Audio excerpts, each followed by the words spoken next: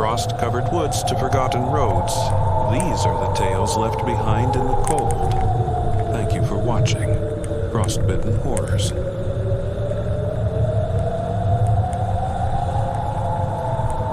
Anna and I needed the break. A quiet winter getaway before everything collapsed. Jobs, bills, her father's diagnosis, all the noise. So we found this little cabin in Montana, nestled in the trees and far from anything resembling cell service. No emails, no responsibilities, just snow, fine and quiet. We got in just before dusk. The sky was the color of iron, and the road behind us had disappeared in the snowfall. The cabin was simple. One bedroom, a fireplace, and windows that looked out into a wall of trees. At night, those trees turned black, like they were watching us back.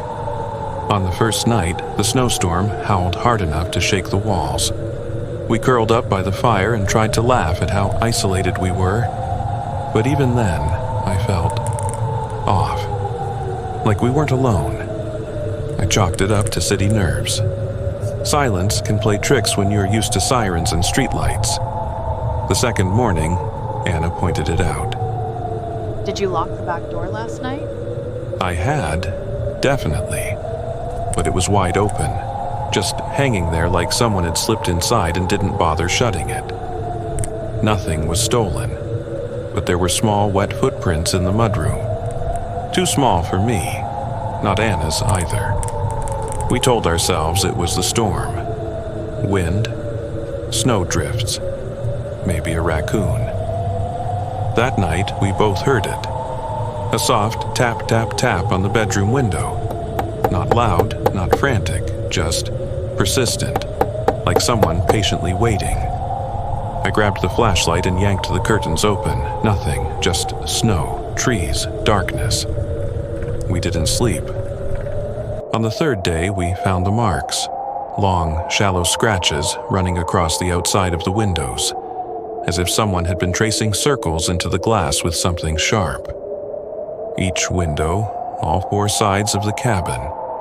That afternoon, I noticed Anna sitting still on the couch, eyes fixed on the tree line. "What is it?" I asked.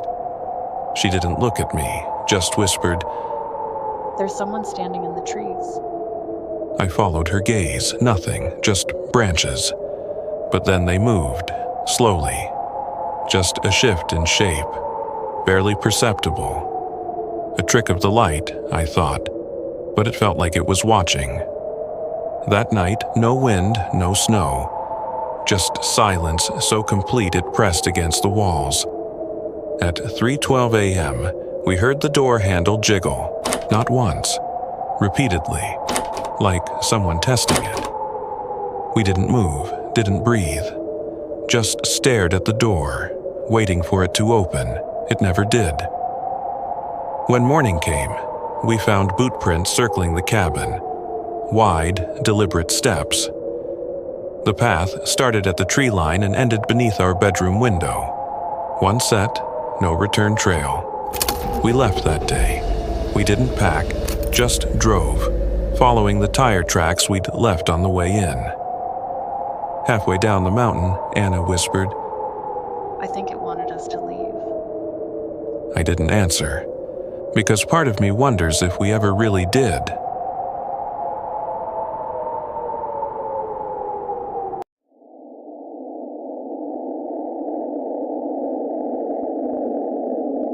I never liked the woods behind our uncle's cabin. Even in the summer, they felt wrong. Too quiet, too still, as if the trees were listening. But when the snow came early that year, and the sky fell into itself in endless white, the forest stopped pretending. It started simple. My sister Ellie wanted to see the frozen creek before dinner. I agreed, stupidly, thinking we'd be back in 20 minutes.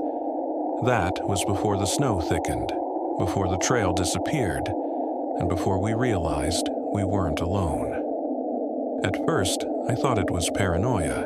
You see a shape move in your peripheral vision, hear a crack that's just ice shifting.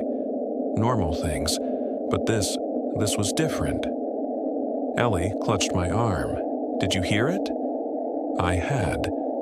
Something behind us, too far to see, but close enough we could feel it. Every time we stopped, the forest didn't just go silent, it held its breath. I tried to calm her, told her we'd just gotten turned around, but I couldn't explain the footsteps that followed ours, always half a beat behind, even when we ran. They weren't echoes, they were too heavy, too deliberate. Something walked like it didn't need to hide. At one point, I turned back and saw nothing, but the snow behind us had changed. The trail was gone, swallowed by wind, except for one set of prints, not two, just one, leading right up to where we had just stood. I held Ellie tighter. We didn't speak after that. Hours passed, or maybe minutes. Time was soft, like the snow. The cold didn't bite anymore. That was the worst part. It was too gentle, like something wanted us to stay comfortable and lost. Eventually, the trees opened, and we stumbled out near the cabin. Lights were on. The storm had cleared. No one believed us, of course. We had no frostbite, no cuts, nothing to prove what we saw or what chased us. But I remember what Ellie whispered that night when she came to my room, eyes wide and sleep-deprived. It didn't follow us back. Then, quieter. It let us out.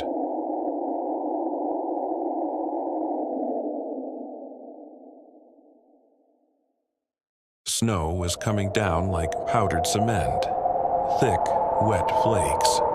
Roads half buried.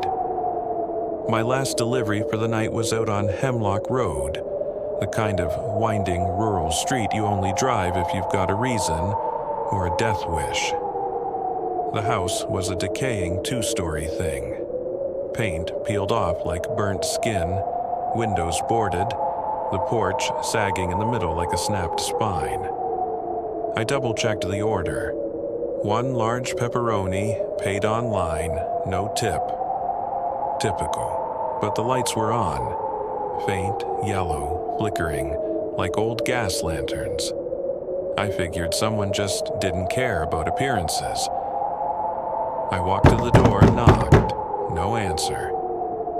The wind howled, and for a second, I thought I heard footsteps behind the door.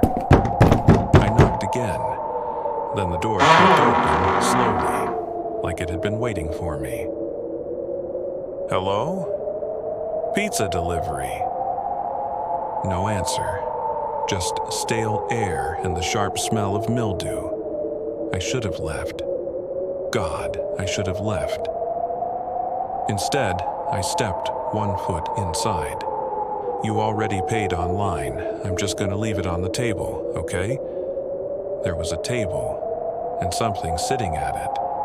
A figure hunched over, unmoving. I couldn't see its face. It was turned away, head low. Long, tangled hair draped over its shoulders like cobwebs. It breathed in short, erratic wheezes. I froze. My instincts screamed.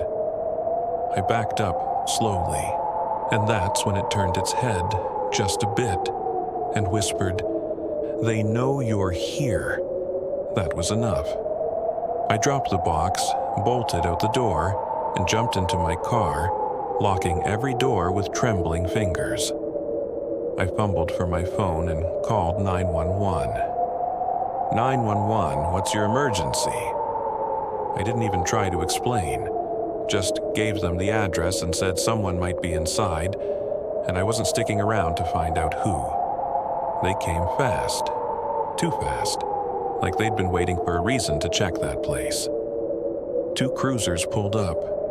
I stayed in my car, breath fogging up the windows, watching through streaks of falling snow. The cops kicked in the door. 10 minutes passed. Then they walked out dragging a man, filthy, wild-eyed, wrapped in layers of shredded clothes. He was laughing and crying at the same time, muttering, "I'll kill you all. You don't hear them like I do. They're in the walls." They cuffed him. One cop glanced at me and gave a quick nod. "He's just a squatter," he said. "Probably been there for weeks."